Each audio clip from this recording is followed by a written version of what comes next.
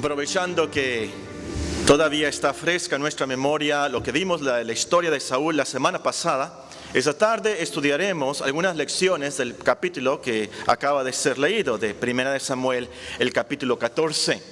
Pero antes, repasemos algo del marco histórico para los que no estuvieron con nosotros el domingo pasado. Recién comenzó a reinar Saúl, hace guerra contra los filisteos. Los filisteos habían invadido a Israel desde hace mucho tiempo. Y Saúl al principio nada más quiere detener el avance de los filisteos, así que nada más escoge a 3,000 hombres. Él tiene 2,000 soldados con él y 1,000 soldados con su hijo Jonatán. El problema comenzó con Jonatán, que siempre muy valiente y atrevido, atacó la guarnición, la fortaleza de los filisteos. Los filisteos se enfurecieron y mandaron llamar a todos los refuerzos de su país. Nos dice el capítulo 3 y el versículo 5, que se reunieron tantos filisteos que eran como la arena a la orilla del mar. Muchísimos. Pero además de ser muchísimos, nos dice el texto que tenían carros de caballos y estaban bien armados. Pero los israelitas eran pocos y también tenían un gran problema. Nos dice al final del capítulo 13 que no tenían espadas ni lanzas. Los filisteos se habían llevado a los herreros de ese país. Entonces, con mucha razón, los israelitas se escondieron, nos dice el capítulo 13, en cuevas, en fosos, en cavernas, hasta en peñascos. Y aún los soldados, fíjense quién, los soldados desertaron. Y Saúl se quedó tan solo al último con 600 hombres, como leímos también en nuestro texto del capítulo 14. Pero el problema principal no fue eso. El problema principal fue que Saúl desobedeció, no esperó a que Samuel llegara para ofrecer unos sacrificios para implorar el favor de Dios. Cuando Saúl termina de hacer los sacrificios, Samuel llega y confronta a Saúl y le dice: locamente has hecho. No guardaste el mandamiento de Jehová tu Dios que Él te había ordenado. Ese era el problema principal. Y de eso se trata el capítulo 13 que estudiamos la semana pasada. Y ahora vamos a anotar las lecciones del capítulo 14. 1 Samuel, capítulo 14. Al leer este capítulo, la primera lección que resalta es que usted debe de creer en la misericordia y gracia de Dios. Ven el versículo 23. Versículo 23. 1 Samuel 14, 23. Así salvó Jehová a Israel aquel día. Así salvó Jehová a Israel aquel día. Ahora, Saúl no merecía la ayuda de Dios. Saúl no merecía ganar la batalla, que Dios lo salvara. Él había desobedecido el mandamiento de Dios, una cosa muy, muy grave. De hecho, en los siguientes capítulos veremos que Saúl, queriendo agradar al pueblo, siguió desobedeciendo a Dios. Y el pueblo mismo no merecía la ayuda de Dios, no merecía que Dios los salvara de los filisteos. Ellos eran unos incrédulos, unos miedosos. En vez de confiar en el poder de Dios, se escondieron, se asustaron, desertaron. En la guerra, como leímos, comieron la carne con sangre, algo prohibidísimo para los judíos. Pero Dios, que es grande en misericordia, por pura gracia, les dio la victoria. En su buena providencia, Él no tomó en cuenta sus pecados y les ayudó. Y de eso se trata la gracia, hermanos. Dios nos ayuda aunque no lo merezcamos. Ahora, eso tiene mucha aplicación para nosotros hoy en día. Porque, como veíamos en esta mañana precisamente, muchas veces pecamos. Pecamos en ignorancia, pecamos a sabiendas también. Pero Dios en su misericordia, como dice el salmista, no nos paga conforme a nuestros pecados. ¡Qué gracia, qué misericordia! Él no nos paga conforme a nuestros pecados y nos ayuda. Ahora, y digo esto porque hay cristianos, estoy hablando a creyentes, a cristianos. Hay cristianos apagados, en depresión continua, porque algo hicieron en el pasado, pecaron, y creen que, por así decirlo, la vida se acabó, que Dios nunca les va a ayudar, que nunca van a poder tener un ministerio, que Dios nunca les va a dar victoria en sus vidas. Ahora, por supuesto, que bueno que se sienten mal y que eso los lleve a arrepentirse. Pero el diablo aquí, muy cruel y siempre astuto, hace que los cristianos mismos olviden la misericordia y la gracia de Dios. Y a lo mejor ese es tu problema esta tarde. A lo mejor usted hizo algo en su juventud y está en depresión espiritual desde entonces. A lo mejor usted se emborrachó. ¡Qué gran locura! Y se siente tan mal y siente que nunca va a ser perdonado y que nunca va a tener la victoria y que nunca va a tener un ministerio y nunca va a tener un don de Dios. No sé qué hizo. A lo mejor usted se siente como un padre que no ha hecho lo que debe con sus hijos, o como una madre que no les ha enseñado bien y que ha sido tan mala madre y tan mal padre y teme el castigo de Dios para el futuro, teme lo peor para sus hijos. No. Levántese usted, levántese, arrepiéntese por supuesto, pero crea mucho en la gran misericordia y la gracia de nuestro Dios. Dios nos ayuda, no por nuestra perfección, Dios nos ayuda por pura gracia y nos da la victoria en Cristo. Su providencia es perfecta, recuerden esto, su providencia es perfecta, es buena y Él guía todo conforme a su plan. Y en todo su plan perfecto siempre tengamos en cuenta esa misericordia y gracia de Dios. Otra lección de este capítulo es que usted debe tener mucho cuidado que sus juramentos y sus votos sean apropiados y puedan ser cumplidos. Usted debe tener mucho cuidado que sus juramentos y sus votos a Dios sean apropiados y puedan ser cumplidos. Nos dice el versículo 24. Primera de Samuel, el capítulo 14 y el versículo 24. Pero los hombres de Israel fueron puestos en apuro en aquel día, porque Saúl había juramentado al pueblo diciendo: cualquiera que coma pan antes de caer la noche, antes que haya tomado venganza de mis enemigos, sea maldito. Y todo el pueblo no había probado pan. Saúl había hecho un juramento bastante necio. Un soldado que no come, por supuesto, se debilita. En ese tiempo no había aviones, la guerra no era con jeeps 4x4, no era con tanques. Los soldados hacían todos a pie, corrían, luchaban y por supuesto sin alimentos, sin energía, sin glucosa. No podían perseguir, no podían correr, no podían luchar. Con razón Jonatán dice en el versículo 28, 1 Samuel 14, 28. Entonces habló uno del pueblo diciendo: tu padre ha hecho jurar solemnemente al pueblo diciendo: maldito sea el hombre que tome hoy alimento. Y el pueblo desfallecía. Respondió Jonatán: mi padre ha turbado el país. Ved ahora cómo han sido aclarados mis ojos por haber gustado un poco de esta miel. ¿Cuánto más si el pueblo hubiera comido libremente hoy del botín tomado de sus enemigos? ¿No se habría hecho ahora mayor estrago entre los filisteos? Hirió en aquel día los filisteos desde Micmas hasta Jalón. Pero el pueblo estaba muy cansado. El pueblo estaba muy cansado. Y el principal problema del juramento de Saúl a lo último no tan solo fue que, como veremos después, puso en peligro la vida de su propio hijo, pero también provocó que el pueblo comiera carne con sangre, algo de lo más grave. Versículo 32: se lanzó el pueblo sobre el botín, tomaron ovejas y vacas y becerros y los desgollaron en el suelo, y el pueblo los comió con sangre. Le dieron aviso a Saúl diciendo: el pueblo peca contra Jehová comiendo la carne con la sangre. Él les dijo: vosotros habéis prevaricado. Algo muy serio. Un gran pecado, una gran abominación, transgresión de una ley expresa para los judíos, de lo más grave. Ahora, a lo mejor por las llamadas mandas, las mandas de los católicos o esas tradiciones falsas, los cristianos nos hemos alejado de este medio lícito para buscar y honrar a nuestro Dios.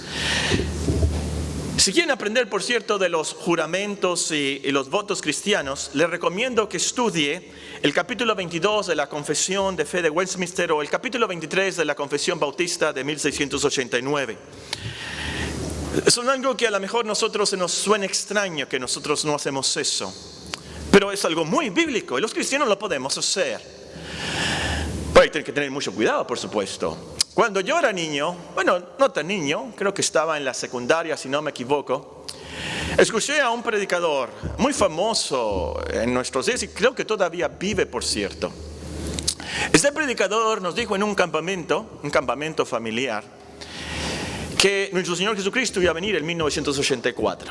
Una conferencia de profecía y nos dijo que nuestro Señor Jesucristo iba a venir en 1984. Y según él nos comprobó con versículos de la Biblia que él iba a venir en 1984. Pues Yo decidí que no me iba a casar. Si nuestro Señor Jesucristo viene en 1984, hay mucho por evangelizar, hay mucho por hacer. Yo no me voy a casar. No tengo tiempo para casarme, no hay tiempo para el matrimonio. Por supuesto, qué bueno que no hice un juramento. O como muchos que hacen un voto de celibato. Un juramento, hermanos, ante Dios es algo muy serio, muy, muy serio. No cumplirlo es un gran pecado. Como dice la confesión, un juramento lícito es una parte de la adoración religiosa. Al jurar, uno pone a Dios como testigo de lo que afirma o promete para que lo juzgue conforme a la verdad. Entonces, si juramos, y ciertamente tenemos juramentos como en el matrimonio, en las bodas, se hacen unos votos, unos juramentos, tenemos que cumplir con esos votos. Si prometemos cuando firmamos un contrato, nosotros estamos prometiendo algo delante de Dios, tenemos que cumplir con esas promesas de pago o lo que sea el contrato. Si nosotros juramos como cuando le juramos a un amigo, dime, yo no le voy a contar ese secreto, no lo voy a decir a nadie, y lo juramos, tenemos que cumplir con ese juramento, por supuesto. Pero sobre todo, si prometemos algo a Dios. Por ejemplo, cuando tuvimos una enfermedad y pensamos, si Dios me quita esta taquicardia y ya me siento bien y me quita este problema, yo voy a hacer esto y esto y esto otro. Y ahora sí voy a los tiempos de oración y ahora sí voy a leer la Biblia en un año. O lo que haya sido. Tenemos que cumplirlo.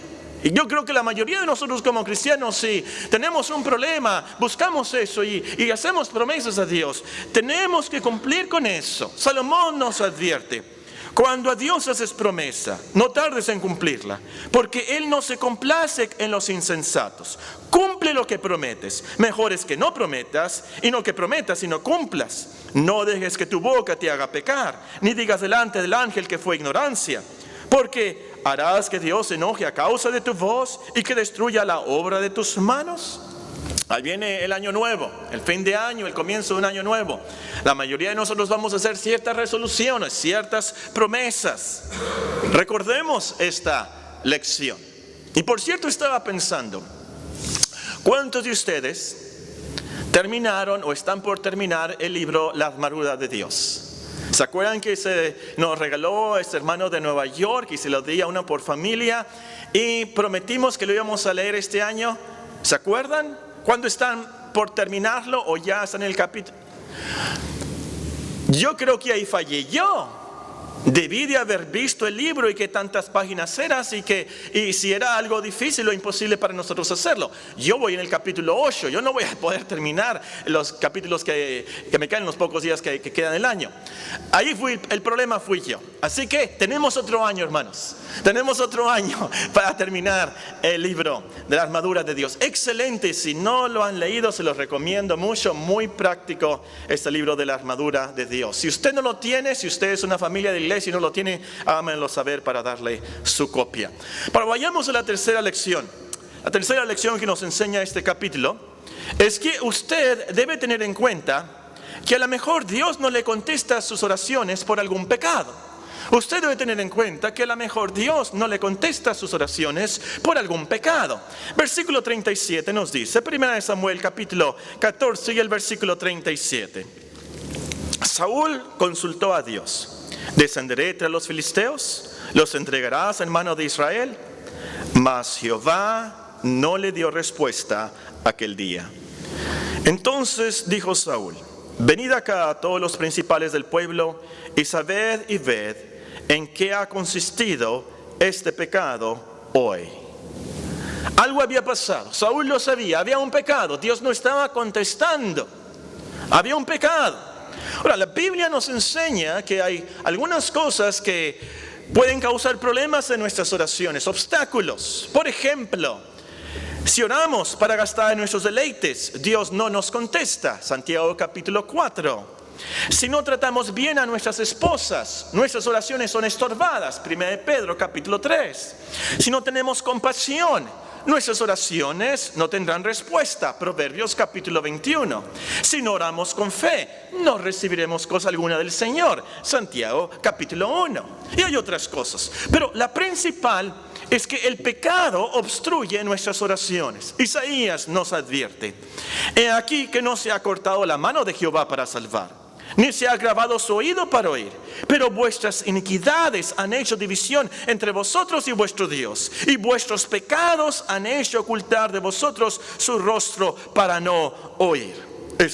Este incidente en la vida de Saúl comprueba esta verdad. Y por cierto, es de notarse que el pecado fue en ignorancia. Jonatán no sabía del juramento que había hecho su padre cuando tomó de la miel. Pero el problema fue, y el pecado fue, que Saúl había jurado ante Dios. El juramento estaba vigente, aunque fuera quebrantado en ignorancia. Fíjense, así de santo es un juramento y un voto a Dios. Pero el punto es, usted debe tener en cuenta que a lo mejor Dios no le contesta su oración por algún pecado. Entonces, al orar debes de confesar tus pecados. Al orar debes de confesar tus pecados, de los cuales sabes, y también de los que no sabes, de los pecados secretos, como dice el salmista. Y ora, ¿por qué no? Señor, si he cometido algo en ignorancia, perdóname, soy débil, soy de carne, ten compasión de mí. Y el Señor ciertamente tiene compasión de nosotros. Por supuesto, lo mejor es siempre esforzarnos para vivir con una limpia conciencia ante Dios. Siempre vivir una vida de arrepentimiento constante, luchando contra los pecados que nos asedian, como estamos aprendiendo de Romanos 7 y Romanos 8. Pero lo que quiero enfatizar, y los quiero animar y consolar con esto, hermanos, hay perdón. Amén. Hay perdón en Cristo. Hay perdón de Dios para cualquier pecado, de cualquier crimen, de cualquier vicio. Hay perdón en Cristo. ¿Qué hiciste en la juventud? ¿Qué hiciste antes de casarte? ¿Qué hiciste cuando estabas casado? ¿Qué hiciste ya de adulto, de anciano? Que yo no lo necesito saber.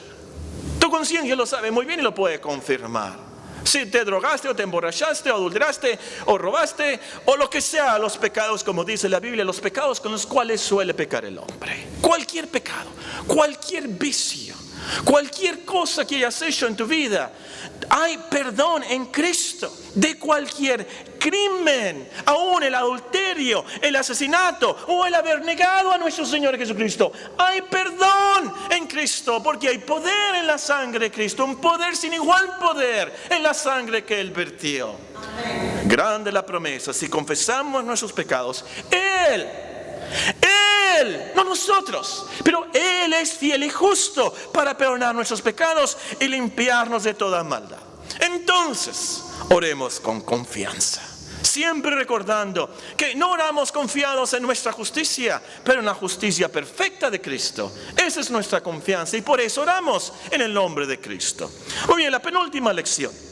Aprendemos de este pasaje de 1 Samuel 14 que usted debe de considerar que la suerte está en las manos de Dios. La suerte está en las manos de Dios. Versículo 41. Entonces dijo Saúl a Jehová, Dios de Israel: da suerte perfecta. Y la suerte cayó sobre Jonatán y Saúl, y el pueblo salió libre. Y Saúl dijo: echad suertes entre mí y Jonatán mi hijo. Y la suerte cayó sobre Jonatán. Leímos esta mañana en Proverbios precisamente 16, el último versículo dice: la suerte se echa en el regazo, mas de Jehová es la decisión de ella. En este pasaje se echaron suertes para saber quién había pecado. Acabamos de leer la historia. Pero esto se puede aplicar a cualquier caso providencial. Por supuesto, no lo vamos a aplicar orando al Señor que tengamos suerte y nos ganemos la lotería nacional. Por supuesto que no. Dios está contra todos esos sorteos y los juegos de suerte que provocan tanta codicia. Por supuesto que no. Pero estoy pensando aquí en las cosas que a lo mejor nosotros pensamos que están en las manos de la suerte. Pensamos, por ejemplo, qué mala suerte si se nos poncha una llanta. O qué mala suerte si perdemos un avión. Qué mala suerte. Estábamos en la Ciudad de México volviendo de Bogotá. Los aduanales tenían que checar nuestro equipaje y, por supuesto, si uno viene de Colombia, no sé por qué, se estaban dando tiempo y llevaban los perros y todo. El caso es que 40 minutos después de haber aterrizado, todavía no nos daban nuestro equipaje. Teníamos que ir a otra sala para venir a Hermosillo.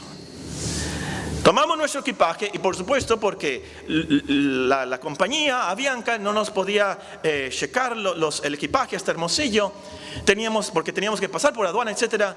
Teníamos que llevar el equipaje y llevarlo hasta la otra sala. El caso es que con el equipaje y aún con la ayuda de los que contratamos ahí para que nos llevaran el equipaje, no pudimos llegar a tiempo. Y perdimos el avión que nos iba a traer a Hermosillo. Pero señorita, y llegamos al mediodía y que tienen que esperar hasta las 9 de la noche. ¿Pero cómo vamos a esperar hasta las 9 de la noche? ¿Pero cómo? El avión todavía está aquí, señorita. No, pero ya es hora de cerrar la computadora, Bueno, nos vamos a quedar.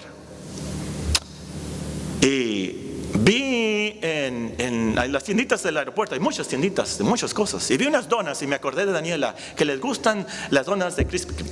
Y le llamé a Daniela y me dijo, ¿y dónde estás? Estoy en la Ciudad de México, en el aeropuerto.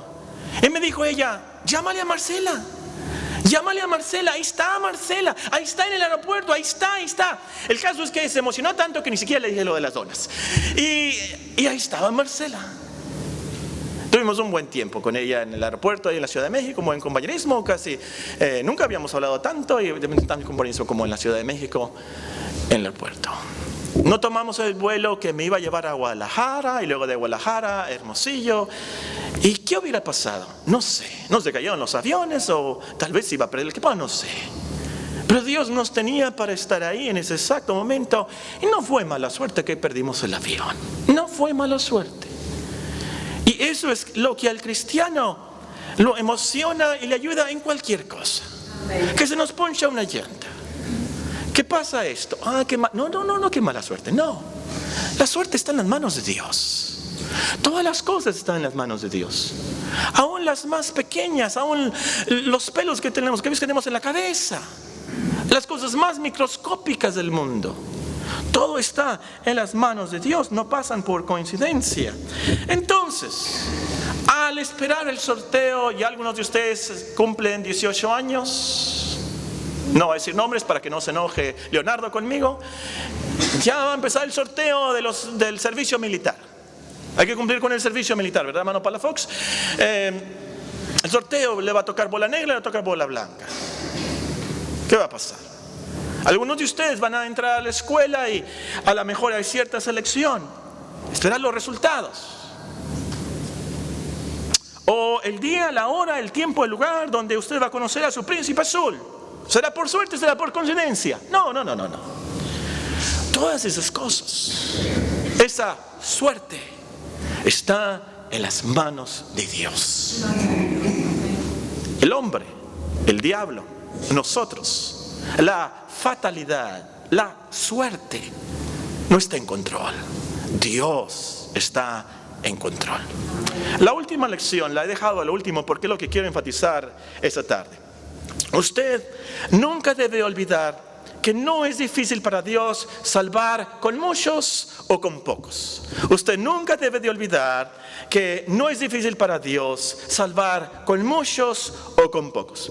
Ahora, recuerden, ¿cuántos soldados tenía Saúl?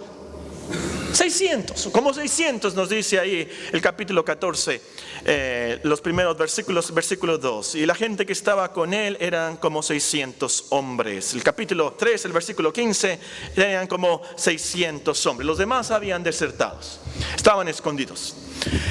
Y nos dice, por cierto, el capítulo 3, el versículo 7, esos 600 hombres estaban temblando, con mucho miedo y con mucha razón. No tenían ni siquiera espadas ni lanzas. ¿Y cuántos filisteos eran? ¿Cuántos eran los filisteos? 600 israelitas, 600 con Saúl. ¿Cuántos eran los filisteos? Vean el versículo 5 del capítulo 13. Primera de Samuel, capítulo 13 y el versículo 5. Entonces los filisteos se juntaron para pelear contra Israel. 30,000 carros, 6,000 hombres de a caballo y pueblo numeroso como la arena que está a la orilla del mar. Muchísimos, miles, si no es que millones. Esa es una descripción tremenda. Pueblo numeroso como la arena que está a la orilla del mar. Aún Si no hubieran sido tantos carros, como dicen los críticos, que no puede ser que hayan tenido 30,000 carros, aun si eso fuera cierto, los miles de a caballo y el pueblo numeroso como la arena del mar, ciertamente los ponían en gran ventaja contra Israel. Pero Jonatán conocía a Dios. Jonatán conocía a Dios. Y por eso su gran valentía y su gran fe. Le dijo a su paje, capítulo 14, versículo 6. Dijo pues Jonatán a su paje de armas: ven, pasemos a la guarnición de estos incircuncisos. Quizá haga algo Jehová por nosotros. Pues no es difícil para Jehová salvar con muchos o con pocos. No es difícil para Jehová salvar con muchos o con pocos. No es difícil, en otras palabras, es fácil para Dios salvar con muchos o con pocos. O como oró Asa: oh Jehová, para ti no hay diferencia alguna en dar ayuda al poderoso o al que no tiene fuerzas. O como el ángel le dijo a la Virgen María: porque nada hay imposible para Dios. Dios dio una gran victoria a los israelitas con muy pocos. Porque lo último, la cantidad no importa. Es el poder de Dios que da la victoria. Como cantamos un coro basado en Zacarías: no fue con espada ni con ejércitos, mas con su Santo Espíritu. No es difícil para Dios salvar con muchos o con pocos. Y la historia confirma la verdad. Dios salvó a su pueblo en muchas guerras. En el Antiguo Testamento vemos esto con poquísimos. Los niños recordarán la historia de Gedeón. ¿Cuántos hombres tenía Gedeón? ¿Alguien se acuerda? ¿Cuántos hombres tenía Gedeón? 300 hombres. 300 hombres que contra todo el ejército de los madianitas. Y Dios dio una gran victoria. Los adultos, 1967, esto me impresionó mucho a mí. 1967, la llamada guerra de los 6 días. Israel contra Egipto, Siria y Jordán. 6 días, Israel ganó la guerra. ¿Cómo es posible? ¿Cómo es posible? Dios estaba trabajando en su divina providencia. Dios puede salvar con muchos o con pocos. Pero lo que quiero enfatizar aquí es la guerra espiritual. En la guerra espiritual, Dios puede salvar con pocos. Fueron, ¿cuántos discípulos? 12. 12 discípulos que evangelizaron el mundo. Fueron muy pocos los reformadores. ¿Cuántos reformadores hubo? Tyndale, Wycliffe, Huss, Lutero, Calvino, Zwingli, Latimer, Knox. Pero Dios usó a esos pocos hombres para transformar Europa y después el mundo entero. Los cristianos ortodoxos, los cristianos conservadores, ¿cuántos somos? Pocos. Poquísimos.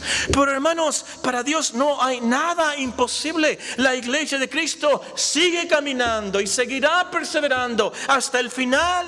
Amén. Y aquí en Hermosillo, ¿cuántos somos en la iglesia bíblica Monte Oreb? Esta mañana tomamos una foto. Alguien preguntó: ¿cuántos hubo en la mañana para la foto? Unas 120 personas, unos 125, 130, no sé. ¿Qué somos para los 800,000 habitantes de Hermosillo? Muy pocos, poquísimos. Pero no es difícil para Dios salvar con muchos o con pocos.